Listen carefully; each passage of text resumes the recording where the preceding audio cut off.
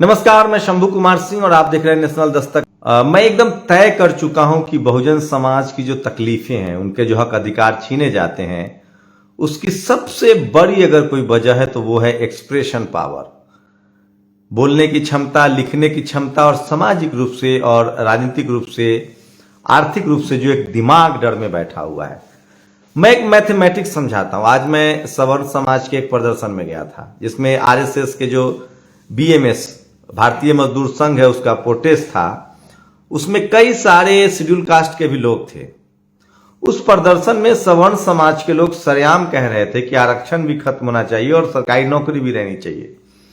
लेकिन जो SC ST OBC के इक्का दुक्का लोग मिले, मीना समुदाय के लोग मिले, जब मैंने उनसे पूछा कि निजीकरण होगा तो उससे नुकसान क्या है, तो वो आरक्षण की वैल्यू तो समझते हैं लेकिन बोल नहीं पाते, अपनी बात कह नहीं पाते हैं। मुझे लगता है कि एक मैथमेटिक्स में बता रहा हूं आपको, 10 बच्चों का समूह लाइए, 10 ग्रेजुएट, और उसमें 8 बच्चे सवर्ण हो, एक बच्चा मुस्लिम हो और एक बच्चा गैर सवर्ण हो, हिंदू हो।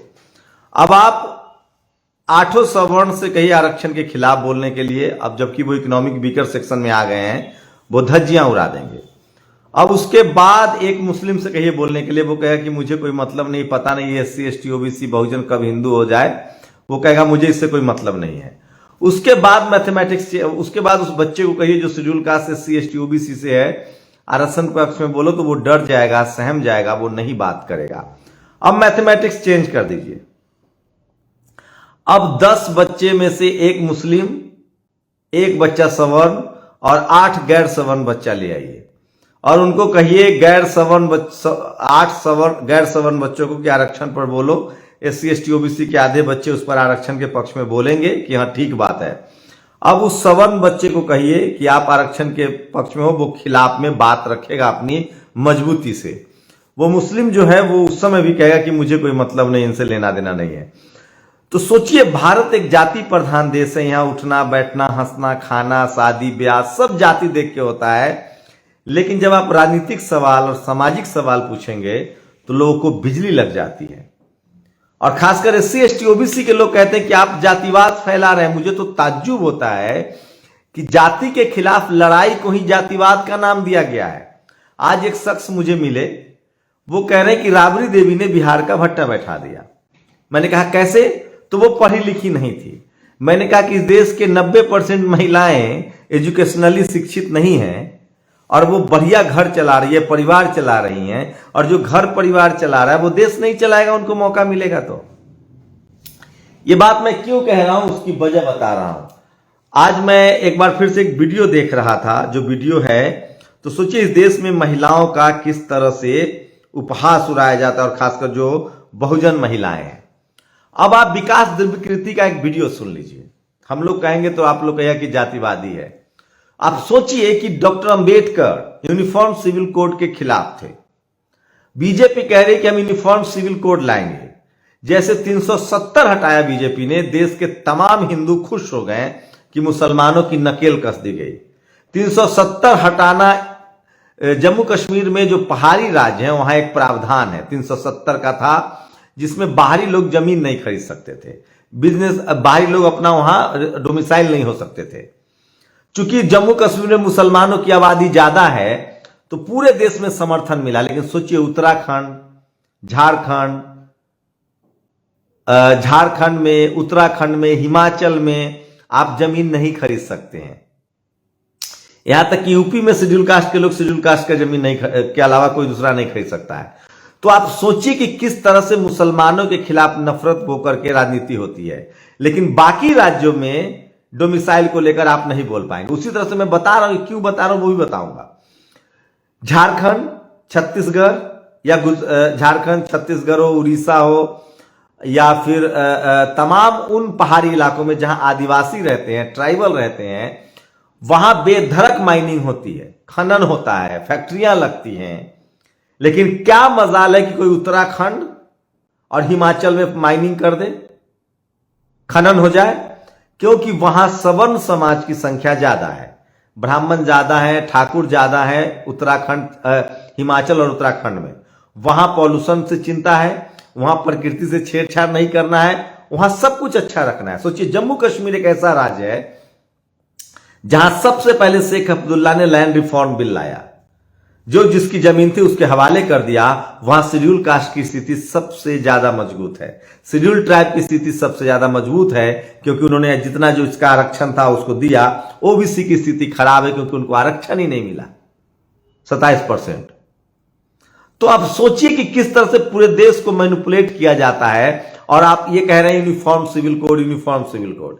यूनिफॉर्म सिविल कोड से भारत की महिलाओं को किस तरह से नुकसान है वो समझिए इस वीडियो के माध्यम से। ये मैं नहीं कह रहा हूं, ये वीडियो इस देश के सबसे ज्ञानी आदमी कह रहे हैं। हिंदू महिलाओं की मुक्ति के लिए जितना काम अकेले अम्बेडकर ने किया उतना सब के सब बाकी लोगों ने मिलकर भी नहीं किया। तो सोचिए, यूनिफॉर्म सिविल कोड से क्या होगा? महिलाओं के अधिकार चले जाएंगे, एससी एसटी को जो स्पेशल अधिकार मिले हुए हैं वो खत्म हो जाएंगे। आपको मुसलमान निशाना दिखाया जा रहा है कि मुस्लिम पर्सनल लॉ बोर्ड खत्म हो, लेकिन दरअसल सिविल कोड जब लागू होगा, यूनिफॉर्म सिविल कोड एक समान जब संहिता लागू होगा, तो जो तमाम लोग, खासकर महिलाएं, एससी एसटी ओबीसी को जो विशेष अधिकार है संविधान में, वो खत्म हो जाएगा। ये सबसे बड़ा सवाल है। और सोचिए, अभी मुझे गाली दिया जा रहा है लाइव पर।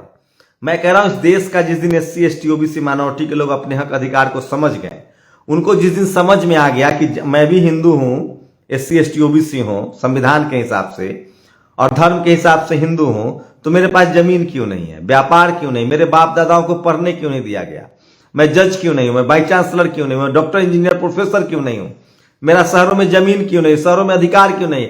इस देश में क्या वजह है कि सबसे ज्यादा गरीब शेड्यूल कास्ट है, शेड्यूल ट्राइब है, ओबीसी के लोग हैं? क्या वजह है? सबसे कम नौकरियों में schedule caste, schedule tribe, OBC के लोग हैं। क्या वजह है कि इस देश के शहरों पर schedule caste, schedule tribe, OBC का कब्जा नहीं है? क्या वजह है कि सारी संपत्ति सिर्फ सवर्ण समाज के हिस्से में है? कोई तो वजह रही होगी, मेरिट तो वजह नहीं है।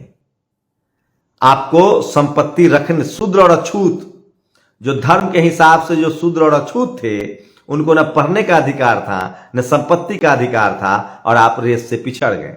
जब संविधान लागू हुआ तो आपको अधिकार मिला, और इन 70 सालों में उसको भी लोग लागू नहीं कर रहे हैं। तो यूनिफॉर्म सिविल कोड जो है वो आपको इस तरह से नुकसान पहुंचाएगा, खासकर इस देश के अल्पसंख्यक, आदिवासी, पिछड़े और दलितों के वो खिलाफ है, और सबसे ज्यादा महिलाओं के खिलाफ है। लेकिन चूंकि एससी एसटी ओबीसी माइनॉरिटी के जो पढ़े लिखे लोग हैं वो बोलते नहीं हैं, एससी एसटी ओबीसी माइनॉरिटी के पास टीवी नहीं है, अखबार नहीं है, उनकी कोई बात करने वाला नहीं है, और जो इक्का दुक्का लोग, सोचिए हर समय में सोचना पड़ेगा आपको। बुद्ध अकेले लड़ रहे थे,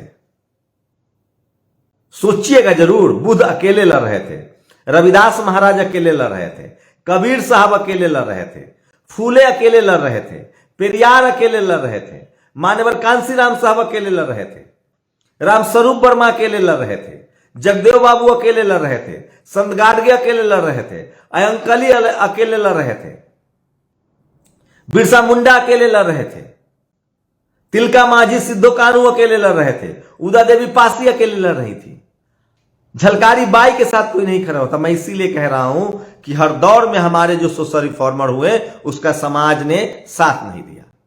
जो लोग जो नहीं पढ़ने लिखने जिनको दिया गया, जो अशिक्षित हैं, जो समाज से कटे हुए हैं, जिनको समझने की ताकत नहीं पलपने दी गई, उनका तो समझ में आता है।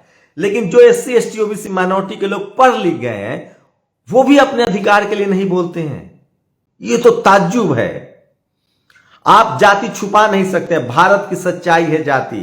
भारत में हर काम जाति देखकर होता है। यहां वर्ग भी नहीं है, यहां कास्ट है। और जाति का जब तक नाश नहीं होगा, जाति के आधार पर जब तक शोषण नहीं बंद होगा, और जब तक संवैधानिक भागीदारी तय नहीं होगी, एससी एसटी ओबीसी माइनॉरिटी ये जाति नहीं है, ये कम्युनिटी बनाया है बाबा साहब ने। लोग एससी एसटी ओबीसी जैसी बोलिएगा ना, लोग कहेंगे जातिवाद कर रहा है। अरे एससी एसटी ओबीसी माइनॉरिटी जातिवाद नहीं है, संवैधानिक टर्म है। संविधान ने जातियों को तोड़ के इस देश को कैटेगरी में बांटा है। ये ठीक वैसे ही जैसे लोग क्या कहते हैं, यूपी में, बिहार में जाति के नाम पर राजनीति होती नहीं। वहां जाति के नाम पर लड़ाई हुई है, वहां जाति के शोषण के खिलाफ लड़ाई है, वहां भागीदारी का सवाल है एससी एसटी ओबीसी माइनॉरिटी का। चाहे तमिलनाडु हो, पेरियार का मॉडल है, चाहे वो कर्नाटक हो, माफ कीजिएगा तमिलनाडु हो, चाहे वो महाराष्ट्र हो बाबा साहब का, चाहे बिहार हो, चाहे यूपी हो, वहां schedule caste, schedule tribe, OBC के लोग अधिकार के प्रति सचेत हैं। इसलिए इनके सर्टिफिकेट की चिंता नहीं है, इनकी गाली की चिंता मत कीजिए, इनके सर्टिफिकेट की चिंता मत कीजिए। आप संवैधानिक तरीके से अपने कॉन्स्टिट्यूशनल राइट्स के लिए बोलिए, सजग होइए। जब तक आप बोलेंगे नहीं, मैं फिर वही कह रहा हूं, मैं फिर वही दोहरा रहा हूं, बहुजन समाज के लोग सब कुछ जान गए, सब कुछ समझ गए, बस उनको सब काम आता है। मेहनत कश लोग हैं, किसान जातियां, बस वो अपनी बात नहीं रख पाते हैं। उनके पास टीवी अखबार नहीं है, मीडिया नहीं है, पत्रकार नहीं है, उनकी कोई बात करने वाला नहीं है।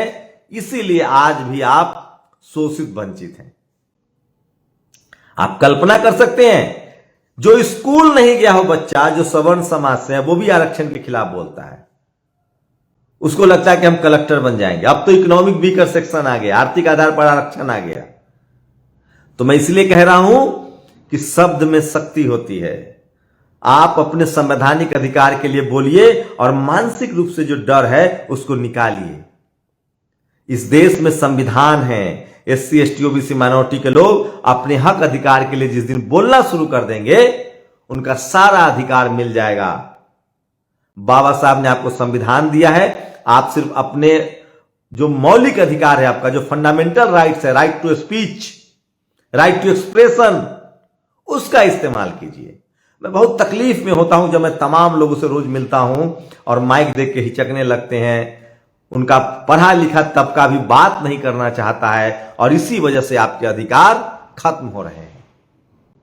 आप बोलना सीखिए, संवैधानिक तरीके से तर्क कीजिए, जवाब दीजिए, तभी आपके अधिकार सुरक्षित रहेंगे।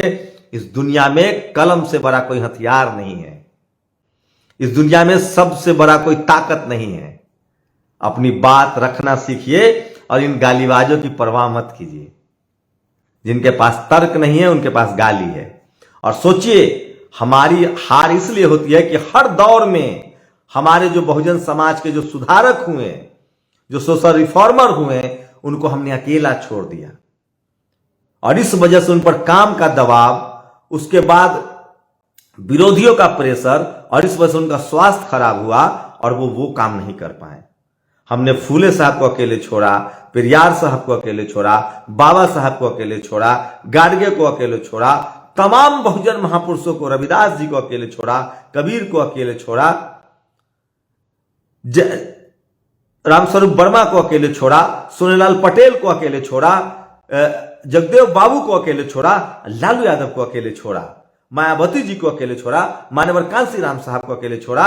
इसीलिए हम लोग समाज के तौर पे एकजुट नहीं। और इसलिए राजेंद्र प्रसाद सिंह कहते हैं कि अपने ही लोग की आलोचना करना, अपने ही लोग को नीचे दिखाना, ये मानवीय स्वभाव नहीं है, पिछड़े समाज का स्वभाव है।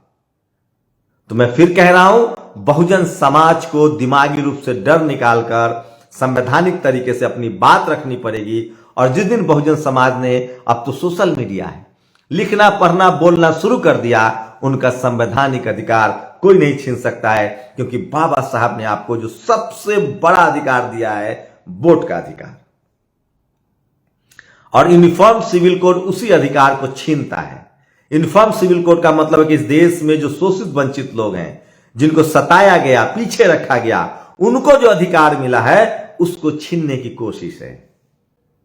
370 कई राज्यों में है, पहाड़ी इलाकों में, जहां बाहर के लोग जमीन नहीं खरीद सकते हैं, बस नहीं सकते, उनका डोमिसाइल नहीं हो सकता है। आदिवासियों का जमीन गैर आदिवासी नहीं खरीद सकता है, शेड्यूल कास्ट का जमीन गैर शेड्यूल कास्ट नहीं खरीद सकता है। ये सब प्रावधान हैं, अधिकार हैं, जो भेदभाव था उसको खत्म करने के लिए। तो समझिए आप इस खेल को कि निशाना आपको दिखता है कि धर्म की लड़ाई है, मुसलमानों को कटघरे में खड़ा किया जा रहा है, लेकिन सबसे ज्यादा संवैधानिक अधिकार एससी, एसटी, ओबीसी और माइनॉरिटी का छीना जा रहा है। कुछ नहीं करना आप लोगों को, फैक्ट के पर संवैधानिक तरीके से अपनी बात रखिए। उस दिन ये समाज, ये देश और बेहतर मुल्क बनेगा और समाज बेहतर होगा। और इस यहां के जो मूल निवासी हैं, क्या जरूरत है, मोहन भागवत को कहना पड़ रहा है कि 40,000 साल से यहां जो लोग रह रहे हैं वो सब एक हैं, डीएनए की बात कर रहे हैं। नहीं सर, यहां का कोई मूल निवासी होगा। हर देश में कोई ना कोई वहां का इंडिजीनियस है, कोई ना कोई मूल निवासी है, कोई बाहरी है। लेकिन अब वो बात खत्म हो रही है। जो जहां पैदा हुआ है, आज के डेट में ग्लोबल दुनिया है, कोई कहीं भी रह सकता है। बस फर्क इतना है कि किसी के साथ जाति के आधार पर, रंग के आधार पर, लिंग के आधार पर, धर्म के आधार पर भेदभाव बंद होना चाहिए। भारत में यह सब हो रहा है। भारत में सबसे ज्यादा भेदभाव जाति के आधार पर हो रहा है, उसके बाद लिंग के आधार पर हो रहा है, उसके बाद क्षेत्र के आधार पर हो रहा है। यहां रंग के आधार पर भेदभाव नहीं है, यहां जाति के आधार पर भेदभाव है। भारत की समस्या जाति है, जिसको खत्म करना होगा, और जो संवैधानिक अधिकार है एससी एसटी ओबीसी माइनॉरिटी का, उसको लागू करना होगा। तभी भारत एक बेहतर मुल्क और मजबूत मुल्क बन पाएगा। आप लोग अपनी प्रतिक्रिया जरूर दीजिए। शुक्रिया। नेशनल दस्तक की आपसे गुजारिश है कि अगर इसको बचाना चाहते हैं तो नेशनल दस्तक को सब्सक्राइब करने के लिए रेड कलर के सब्सक्राइब बटन को दबाएं, फिर बेल आइकन की घंटी दबाएं। नेशनल दस्तक को बचाने के लिए बहुत जरूरी है कि हर खबर को शेयर करें, लाइक करें, कमेंट जरूर करें।